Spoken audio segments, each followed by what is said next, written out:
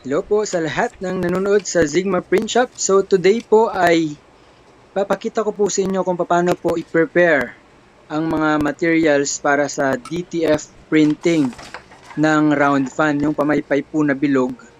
Yan po ay sobrang in demand ngayong paparating na election this coming November. So mahalaga na maituro ko po sa inyo kung paano po ba prepare ang mga materyales para sa DTF printing. So, medyo advanced na po ngayon. Ginagamit na po ay DTF. Dati, screen printing.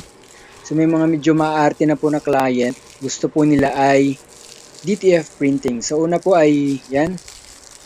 Siyempre, kailangan po nating tanggalin yung plastic ng mga pamaypay po na nabili natin. So, mura lang po yung mga pamaypay na yan sa may Divisoria. So, it cost 6 pesos to 9 pesos. Depende po sa kulay kung available po ba ito. So, yan po. Ito po yung film na ginagamit natin. So, nag-print na po ako ng film. After printing, kakat po natin yan ng isa-isa.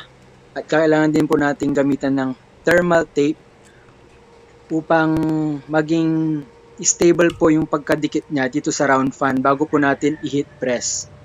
Yan. So, pagkatapos kumakat yung film, ay lalagyan ko po siya ng thermal tape. By the way, pwede po kayo magpa-print ng mga DTF film. Kapag wala po kayong sariling printer, marami pong nag-offer niyan. Around 150 pesos pataas po per meter ang bayad po sa kanila. So, ito na nga po, naidikit na po natin yung film gamit ang thermal tape. Ayan. And then, pagkatapos po niyan ay ilalapat po natin siya sa heat press machine. So, meron po akong bilog na heat press dito. Nakadesign po talaga siya para sa round fan. So, ayan po. Chine-check po muna natin kung pantay po ba.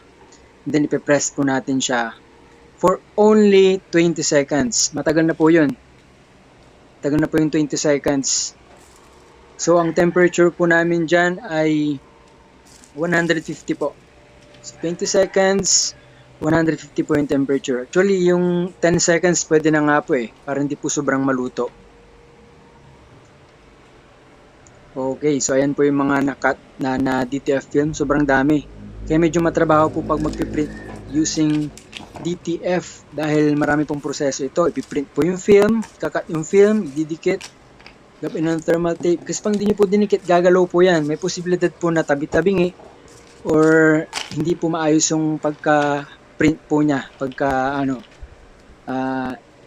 hindi po siya maging sentro ba. Yan, so ganyan po kahaba kapag hindi pa po natatabas yung film. Actually, nakat ko na po yan ng bagya.